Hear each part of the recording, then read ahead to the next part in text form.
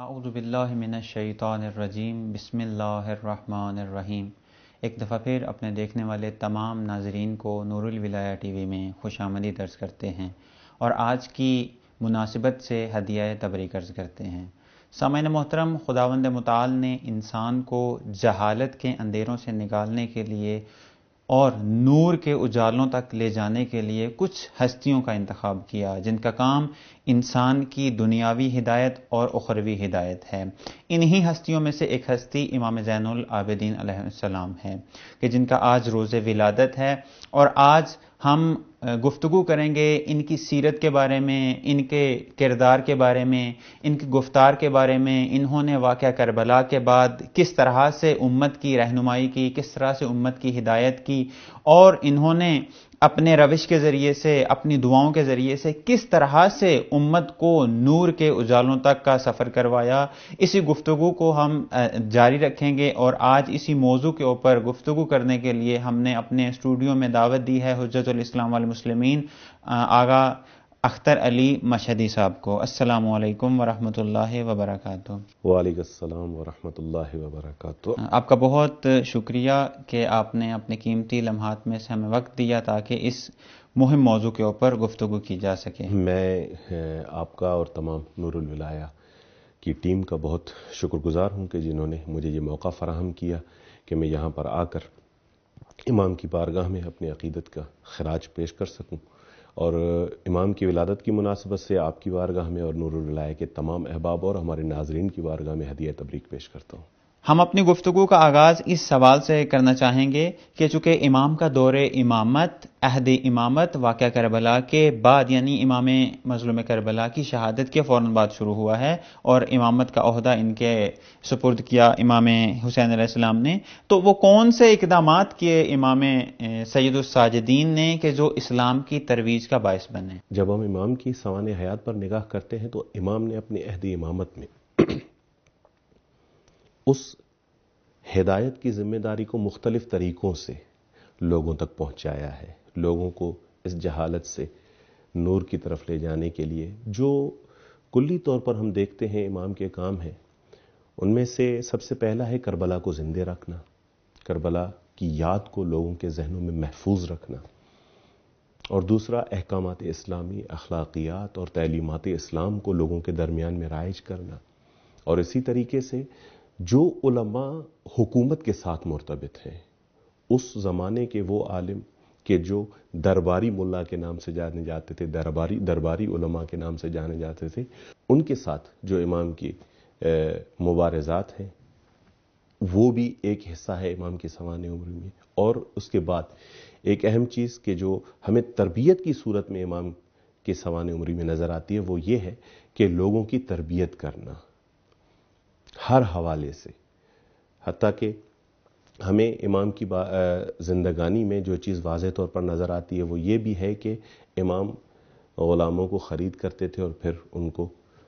فروخت کرتے تھے، لیکن فقط یہ خرید و فروخت نہیں تھی بلکہ اس میں ایک تربیت کا حصہ بھی شامل تھا۔ خریدتے تھے، ان کی تربیت کرنے کے بعد ان کو فروخت کرتے تھے تاکہ جب یہ بیعت امام سے نکلیں تو اسلام کا ایک مبلغ بن کے نکلے۔ یہ وہ مہم ضروری کام تھے جو امام نے اپنے عہد امامت میں انجام دیے۔ ماشاءاللہ، بہت اچھے انداز سے آپ نے امام کے جو اقدامات ہیں فہرست وار ناظرین کے سامنے پیش کیے۔ اچھا، چونکہ ہر نمائندہ الہی کا کام امت کو نور کے اجالوں تک لے کے جانا ہے اور جہالت کے اندھیروں سے نکالنا ہے، اور خود سورہ جمعہ کے اندر بھی خداوند متعال یہی فرماتا ہے کہ ہم نے جو انبیاء کو یا اپنے نمائندوں کو منتخب کیا ہے وہ فقط یہ ہے کہ وہ آپ کا تزکیہ نفس کریں اور آپ کو کھلی گمراہی سے نکالیں۔ تو چونکہ امام بھی امام معصوم ہیں اور خدا کے نمائندے ہیں، تو امام نے کس طرح سے امت کی تربیت کی کہ ان کے اندر اخلاقیات کو عام کیا اور ان کے اندر احکامات اسلامی کو عام کیا؟ جی بالکل، امام کی سوانح حیات میں جب ہم نگاہ کرتے ہیں تو کربلا کے بعد سے لے کر یوم شہادت تک مسلسل امام کی سیرت میں یہ چیز نظر آتی ہے کہ ترویج دین اسلام، تعلیم اسلام کو منتشر کرنا، حتیٰ کہ احکامات اسلامی کو بھی امام نے بیان کیا ہے۔ اگرچہ یہ سوچنے میں اور سننے میں تھوڑا عجیب لگتا ہے کہ اس زمانے میں کیسے ہو سکتا ہے کہ مدینے کے لوگ اور مکہ کے لوگ اور احکامات اسلامی نہ جانتے ہو، لیکن افسوس کے ساتھ یہ کہنا پڑتا ہے کہ تاریخ میں ایسے شواہد ہمیں ملتے ہیں اور بزرگ صحابہ سے ہمیں ملتا ہے کہ احکام کی طرف لوگوں کی توجہ کم تھی. جیسے کہ مثلا انس ابن مالک سے ہمیں روایت ملتی ہے کہ وہ اپنے آخری عمر میں یہی فرماتے نظر آتے تھے، یہی کہتے تھے کہ رسول کریم صلی اللہ علیہ وسلم کے زمانے میں جو چیز ہمیں معاشرے میں نظر آتی تھی ان میں سے فقط نماز جا کے بچی ہے، اور اس کی بھی حالت جو ہے دن بدن تبدیل ہوتی جا رہی ہے. یا مثلا ایک بار محمد ابن مسلم زہری سے یہ روایت ہے کہ ہم نے دیکھا کہ انس ابن مالک رو رہے ہیں. میں نے ان سے پوچھا کہ کیوں رو رہے ہیں آپ؟ تو انہوں نے جواب میں کہا کہ میں معاشرے کی جانب دیکھ رہا ہوں کہ وہاں سے اسلام کے احکامات، بنیادی احکام بھی لوگوں کی جو ہے وہ نظروں سے دور ہوتے جا رہے ہیں، ان کے عمل سے وہ چیز نظر نہیں آ رہی ہے. اور دوسری چیز وہ تقریباً امامت کے سلسلے میں ہمیں ہر امام میں نظر آتی ہے، وہ یہ ہے کہ ہر سال حج پر جانا. یہ فقط ایک عبادت کو انجام دینا نہیں تھا، بلکہ اس مقام پر کہ جہاں پر تمام اسلام جمع ہو رہا ہے، تمام مسلمان جمع ہو رہے ہیں، وہاں پر احکامات اسلامی کو بیان کرنا ہے، جو شرعی احکام ہے. اور ہمیں تاریخ میں یہ چیزیں نظر آتی ہیں. عام مسلمان تو چھوڑیں، جو تختے خلافت میں بیٹھے ہوئے حکمران ہوتے تھے وہ بھی احکام حج میں کہیں پر انجام دہی میں غلطی کرتے تھے اور پھر امام ان کی اصلاح فرماتے تھے. اس طریقے سے امام نے پہلے مرحلے میں یہ سلسلہ رکھا کہ احکامات اسلامی کو بیان کیا، اور اس کے ساتھ ساتھ نہ فقط احکام اسلامی شریعت کے احکام بیان کیے، لیکن اس کے ساتھ ساتھ غیر مستقیم طریقے سے انڈائریکٹلی امام نے لوگوں کی توجہ اس جانب بھی مبذول کرائی ہے اپنے بیانات اور خطبات کے ذریعے کہ یہ جو سسٹم ہے حکومت کا، یہ جو خلافت کا سلسلہ چل رہا ہے، یہ اسلامی خلافت کا سلسلہ نہیں ہے. مثلا آپ دیکھیں گے جب تاریخ میں تو امام کے جو جمعے کے خطبات ہیں، یا جب آپ مسجد نبوی میں جایا کرتے تھے اور اصحاب کے درمیان میں بیٹھا کرتے تھے، تو یہ چیز متعدد مقامات پر اور مسلسل امام نے فرمائی ہے. تقوی اختیار کرو، اور یہ امام کے فرمان کہ جیسے ہی آپ اس دنیا سے جاؤ گے، قبر میں جاؤ گے، تو آپ سے جو چیزیں پوچھی جائیں گی آپ کے خدا کے بارے میں، آپ کی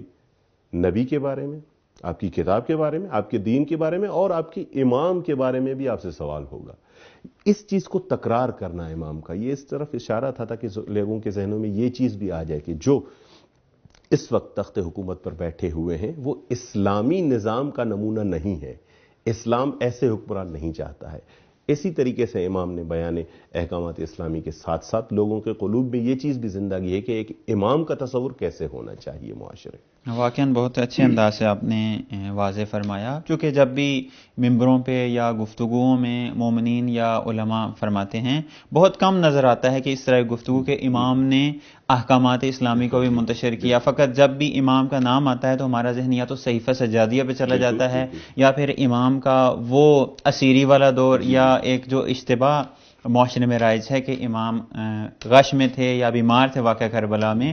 اس کی طرف آ جاتا ہے. لیکن واقعاً چونکہ امام ہے، امام وقت ہے اور خدا کا نمائندہ ہے، اور خدا کے نمائندے کا اصلی ہدف لوگوں کو خدا تک لے کے جانا ہے. بہت اچھے انداز سے آپ نے اس کو واضح کیا. چونکہ ہر امام چونکہ اسلام کی ترویج میں پیش ہوتا ہے، تو ظاہر سی بات ہے جو شخص بھی، جو ہستی بھی، جو ذات بھی اسلام کی ترویج میں پیش ہو تو اس کے خلاف بہت سارے پروپیگنڈے، اس کے خلاف بہت ساری ایسی تحریکیں جنم لے لیتی ہیں کہ جو اس ترویج کو روکتی ہیں. کیونکہ وہ یہ دور امام کی زندگی کا بہت حساس ترین دور ہے کہ واقعہ کربلا ہو چکا، اور اس کے بعد جو بنو امیہ نے تاریخ کا دائرہ اپنی مرضی سے بدلا وہ بھی سب ناظرین جانتے ہیں. تو میں یہاں پہ آپ سے سوال کرنا چاہوں گا کہ امام نے ان علماء کے خلاف کس طرح مبارزہ کیا کہ جو دربار سے یا یوں کہیں کہ بنو امیہ سے جڑے ہوئے تھے اور ان کے احکامات کے اوپر عمل کر رہے تھے. یہ تو تقریباً تاریخ اسلام میں ہمیں نظر آتا ہے کہ ہر زمانے میں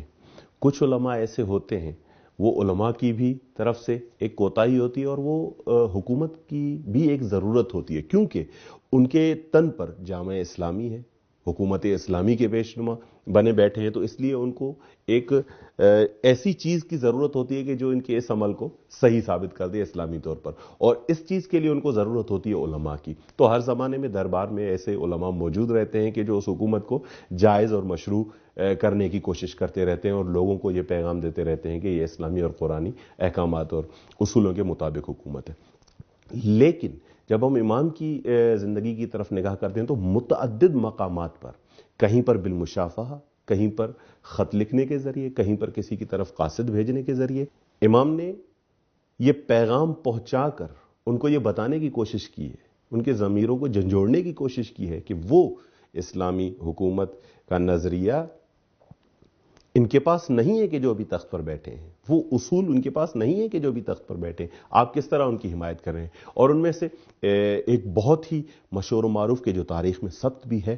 وہ خط کہ جو امام نے محمد ابن مسلم ابن شہاب زہری کو لکھا ہے، کہ جو بہت بڑے عالم تھے اس زمانے کے، اور وہ حکومت اسلامی اور اس کی بہت لمبی تاریخ ہے، مسلسل وہ پہلے جو ہے وہ اموی اور بعد میں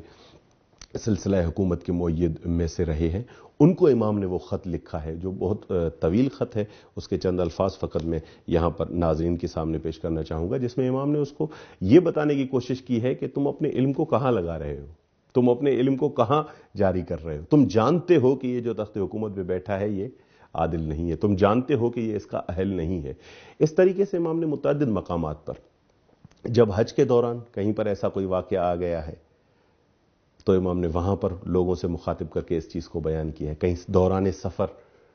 اس چیز کو مولا نے بیان کیا ہے، تو امام نے اپنی زندگی کے متعدد مقامات پر اس چیز کو بیان کیا ہے اور مبارزہ کیا ہے، مقابلہ کیا ہے ان لوگوں کے ساتھ، ان علماء کے ساتھ کہ جو اس دور حکومت کے مساعد اور معید شمار کیے جائیں۔ واقعاً ایسے ہی ہے، چونکہ اگر ہم امام کی سیرت دیکھیں اور امام کا وہ پہلا خطبہ دیکھیں کہ جو دربار یزید میں امام نے دیا تھا، اس میں بھی ان خطباء کی طرف اشارہ تھا، ان علماء کی طرف اشارہ تھا کہ جن کے بارے میں امام فرماتے ہیں کہ اس خطیب کو کہ جو اس وقت گفتگو کر رہا تھا، امام نے یہ فرمایا تھا کہ تم نے لوگوں کی رضا کی خاطر خدا کی رضا کو ٹھکرا دیا ہے۔ تو یہ ایسے ہی ہے کہ جب بھی کوئی عالم دین یا جب بھی کوئی مولانا دربار کے ساتھ منسلک ہوگا تو پھر وہ لوگوں کی، یعنی وہ دربار کی رضا کو سامنے رکھے گا، خدا کی رضا کو حق کوئی سے وہ دور ہو جائے گا۔ ماشاءاللہ بہت اچھے انداز سے آپ نے اس کو بیان فرمایا، چونکہ دامن وقت میں گنجائش نہیں، وإلا ہم اور بھی گفتگو کرتے۔ آخری سوال، چونکہ یہ تربیتی حوالے سے بہت اہم ہے، نہ صرف ہمارے لیے بلکہ تمام لوگوں کے لیے، اور ان تمام لوگوں کے لیے کہ جو امام کو امام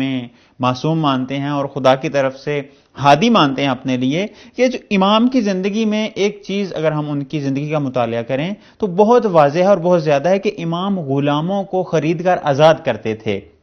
تو اس کی وجہ کیا ہے؟ بہت خوبصورت سوال کیا، اور جو آج کل کے دور میں اس سوال کے ذریعے اسلام پر سوال اٹھایا جاتا ہے کہ اسلام میں انسانیت کی خرید و فروش، یہ ایک غلط تصور ہے۔ اگر ہم تعالیم اسلامی کا مطالعہ کرتے ہیں تو اس میں ہمیں نظر آتا ہے کہ یہ غلاموں کی خرید و فروخت اسلام سے پہلے رائج تھی۔ اسلام کے آنے کے بعد آہستہ آہستہ اس چیز کو ختم کیا گیا ہے۔ ہم جب تعلیم اسلام کی طرف نگاہ کرتے ہیں تو دیکھیں، اسلام نے پہلے ان چیزوں پر کنٹرول کیا ہے، ان چیزوں کو روکنے کی کوشش کی ہے جن سے غلام کسی کو بنایا جاتا ہے۔ اس میں سے سب سے بڑا سبب جنگ۔ اسلام کی تمام جو بھی جنگیں آپ دیکھا کریں گے تو اسلام نے پہل نہیں کیا ہے، اسلام ہمیشہ دفاعی صورت حال اختیار کرتا ہے، اور اس طریقے سے جو بھی غلام آئے ہیں، نبی کریم صلی اللہ علیہ وسلم، ائمہ طاہرین علیہ الصلوۃ والسلام کے اقوال میں جب ہم دیکھتے ہیں تو آپ کا بیہیویئر، آپ کا رابطہ غلام کے ساتھ کیسا ہونا چاہیے؟ نبی کریم فرما رہے ہیں کہ آپ کا رابطہ ایسے ہونا چاہیے جیسے وہ آپ کے گھر کا فرد ہے۔ اس فکر کو ختم کرنا چاہ رہے ہیں۔ پھر آپ چلے آئیے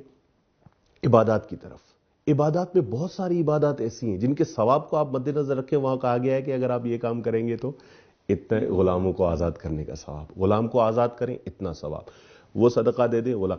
یہ تصور کس لیے دیا جا رہا ہے؟ تاکہ وہ جو غلام ہیں ان کو آزادی مل سکے۔ اب آپ آتے ہیں امام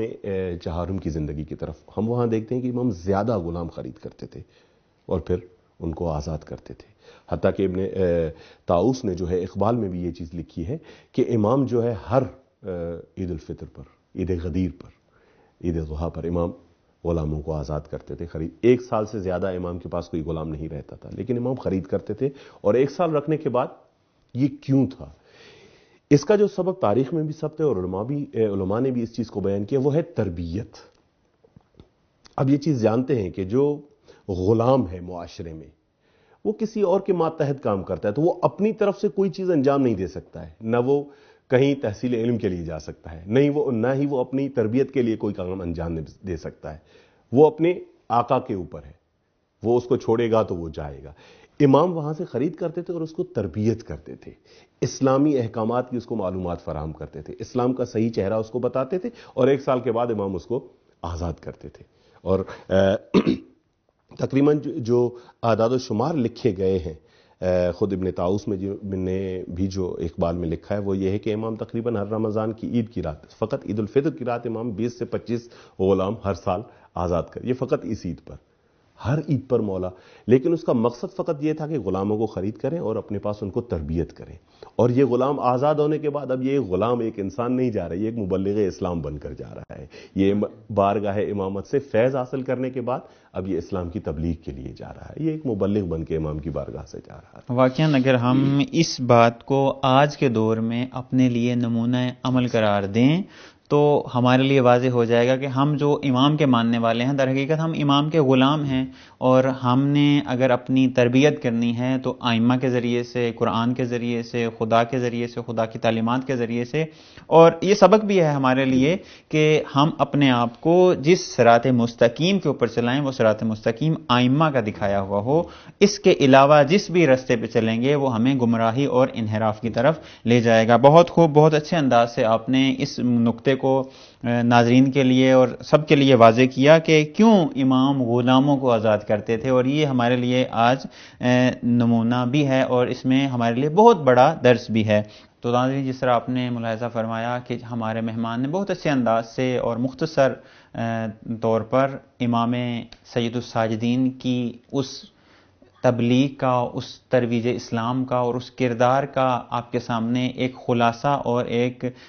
ڈھانچہ پیش کیا کہ جس میں امام نے اسلام کی ترویج کربلا کو زندہ رکھنا ہو، یا پھر احکامات اسلامی کو عام کرنا ہو، یا پھر لوگوں کی اخلاقیات کو درست کرنا ہو، یا پھر ان علماء کے خلاف مبارزہ کرنا ہو کہ جو اس وقت دربار کے ساتھ جڑے ہوئے تھے، یا پھر اپنے غلاموں کی، اپنے ماننے والوں کی تربیت کا وہ مرحلہ ہو. بہت ہی اچھے انداز سے انجام دیا، اور آج بھی یہ سیرت ہمارے لیے اسوہ ہے. اگر کوئی انسان چاہتا ہے کہ اپنی تربیت کرے اور اپنے آپ کو خدا تک لے کے جائے اور ہدایت حاصل کرے تو امام سید الساجدین کی سیرت ہمارے لیے نمونہ عمل ہے. انشاءاللہ حاضر ہوں گے نئے مہمان کے ساتھ اور نئے موضوع کے ساتھ. تب تک کے لیے اجازت دیجیے. والسلام علیکم ورحمۃ اللہ وبرکاتہ.